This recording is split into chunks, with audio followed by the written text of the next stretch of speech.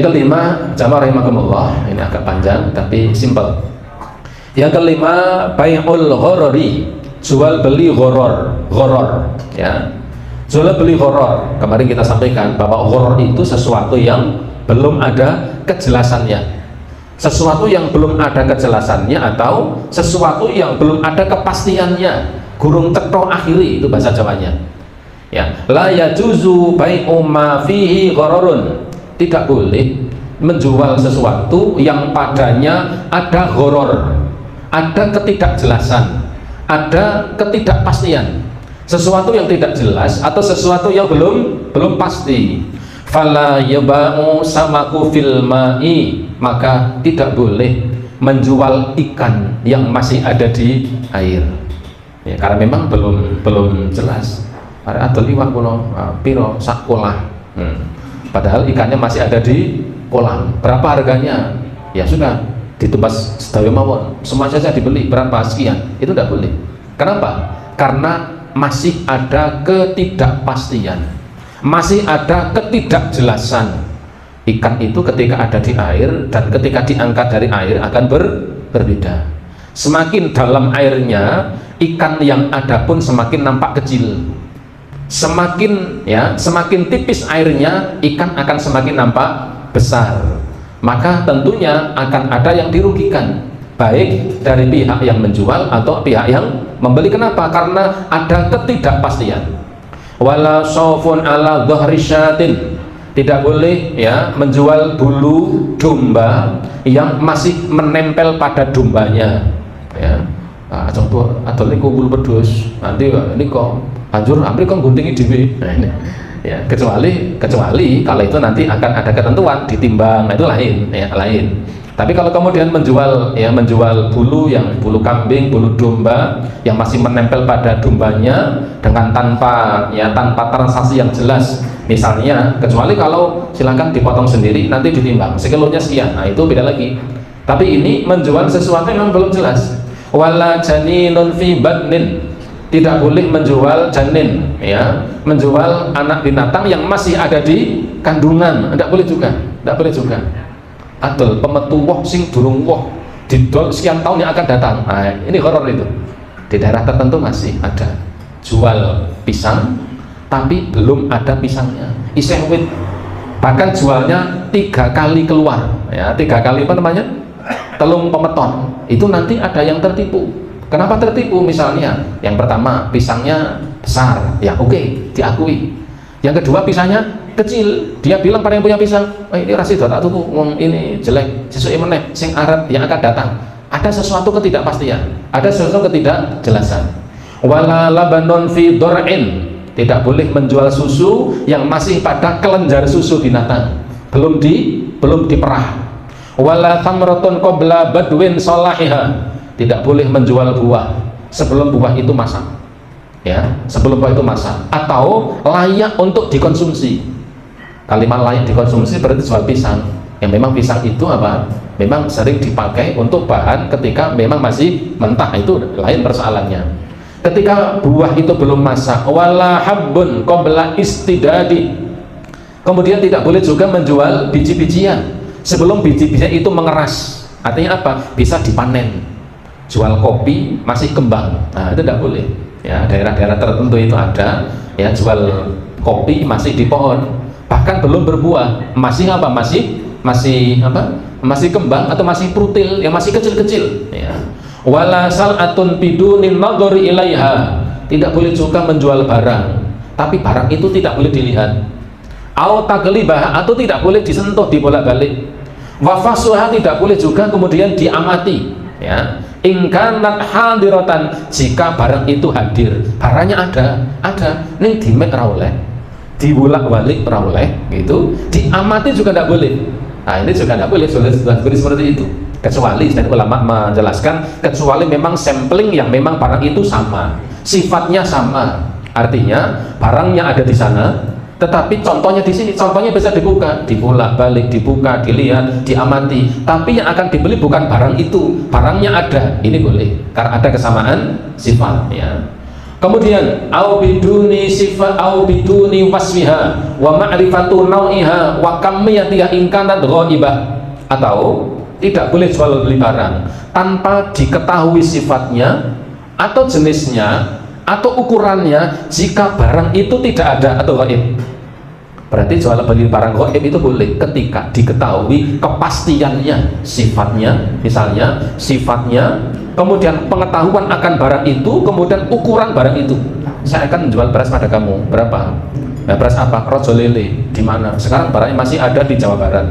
Berapa ton? Ya 10 ton. Kamu mau enggak? Harganya sekian. Boleh. Barangnya tidak ada, tapi sifat dan ukurannya jelas. Jelas berasnya, beras rojo lele, beratnya ada 50 ton misalnya, 10 ton misalnya, barangnya tidak ada tapi sifatnya jelas. Kalau barangnya itu ya tidak ada, sifatnya tidak jelas, maka termasuk dalam kategori gharar, sesuatu yang belum diketahui kepastiannya atau kejelasannya. Yang seperti ini ya, kata beliau Syekh Abu Bakar Zabir Al-Jazairi mengatakan jual beli seperti ini termasuk jual beli yang tidak diperbolehkan.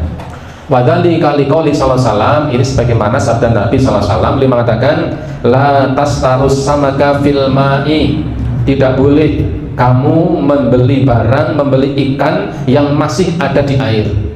Tidak boleh jual beli ikan yang masih ada di dalam air. Fa innahu ghararun, sebab itu termasuk gharar. Ya, belum pasti, belum jelas. Ya, kecuali ikannya ada, saya beli ikan itu, kemudian diambil, kemudian transaksinya dengan ukuran yang besar segini sekian, yang timbangannya begini sekian, itu jelas transaksinya.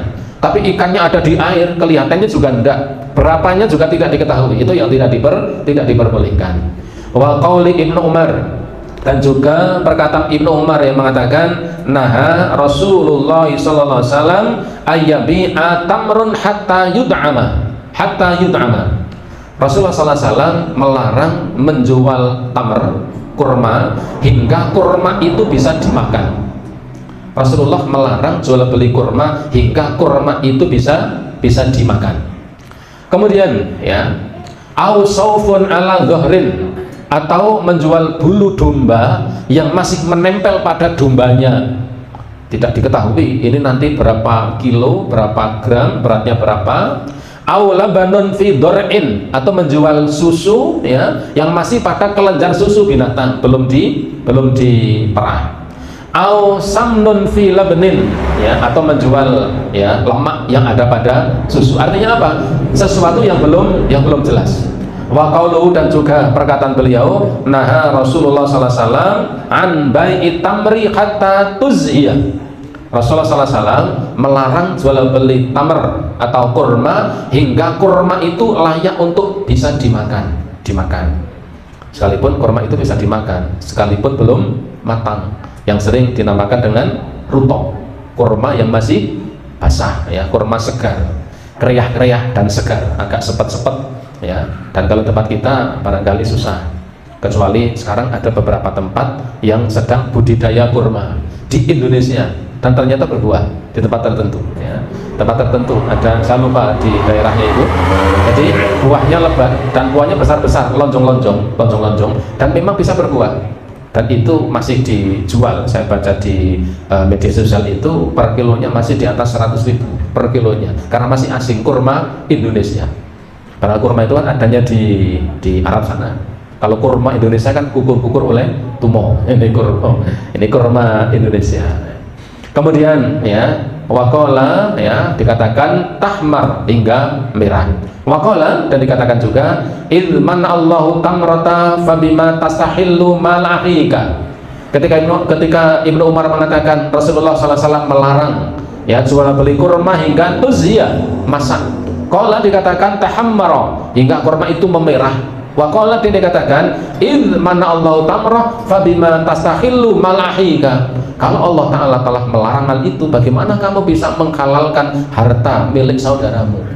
Artinya karena ini masih ada ketidakjelasan ya, belum jelas apakah kurma itu nanti bisa dipetik atau tidak. Sisi dilalahnya itu karena apa? Sampai pada masa petik, apakah kurma itu masih ada di situ atau tidak, itu persoalannya. Soalnya beli misalnya kopi yang memang belum belum wujud kopi. Persoalannya, kenapa tidak diperbolehkan? Karena ketika nanti saatnya masak kopi itu tua atau matang, masih adakah atau tidak? Jangan-jangan Allah Ta'ala menghendaki lain, kurma itu terserang, misalnya kopi itu terserang hama tertentu hingga kemudian tidak jadi, tidak tumbuh misalnya. Itu sangat mungkin bisa terjadi. Maka tidak diperbolehkan itu karena masih ada ketidakjelasan. Wa qouli Abi Sa'id Al-Khudri, dan juga ya perkataan Abu Sa'id Al-Khudri radhiyallahu anhu beliau mengatakan, naha Rasulullah sallallahu alaihi wasallam anil mulamasah wal munabadzah fil bait. Rasulullah sallallahu alaihi wasallam melarang mulamasah dan munabadzah. Mulamasah dan munabadzah ini metode tertentu, praktek tertentu dalam jual beli. Apa? Wal mulamasah, yang namanya mulamasah itu adalah seperti undian.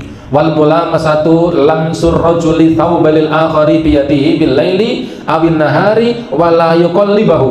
Mulamasah itu ada orang mau beli kelambi, beli baju misalnya, pakaian, yang penting sudah disentuh. Yang sudah disentuh harus dibeli tanpa kemudian memeriksa apakah itu memang layak dibeli atau tidak. Mulamasah itu kamu beli baju mana? Itu mana di Mac sudah di Mac kudu di tuku. Nah, ini tidak boleh.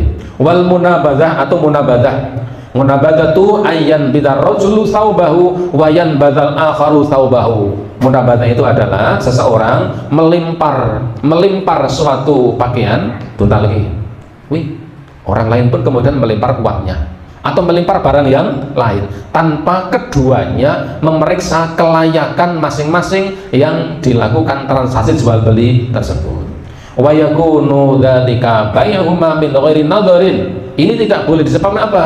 Karena pada keduanya baik mulamasah maupun munabadzah itu antara keduanya tidak bisa melihat, ya, wala fahsin, tidak bisa memeriksa, wala taklibin, bahkan membolak-balik barang apakah memang layak dibeli sesuai dengan kebutuhan yang diinginkan atau tidak. Itu tidak terjadi hanya karena yang penting sudah disentuh atau dilempar tanpa memeriksa dan melihat barang yang akan dibelinya. Ini tidak diperbolehkan karena apa? Termasuk bai'ul ghorori, jual beli, ya, karena masih ada ketidakjelasan atau ketidakpastian pada barang yang diperjualbelikan. Ibu bapak para jamaah rahimakumullah, barangkali ini dua hal yang kita baca. Yang keempat, yang tidak boleh ini jual beli tidak diperbolehkan itu jual beli barang haram dan barang najis. Dan yang kelima adalah jual beli barang gharar. Ya, kita selalu memohon kepada Allah agar dijauhkan dari hal-hal yang seperti ini, karena kita punya prinsip bahwa ketika kita sedang bertransaksi, hakikatnya kita sedang beribadah kepada Allah melalui transaksi itu, dan kita berharap keberkahan dan pahala pada transaksi yang kita lakukan. Demikian yang bisa kita sampaikan pada malam hari ini. Sebelum saya akhiri, barangkali ada pertanyaan, kalau ada monggo. Baik.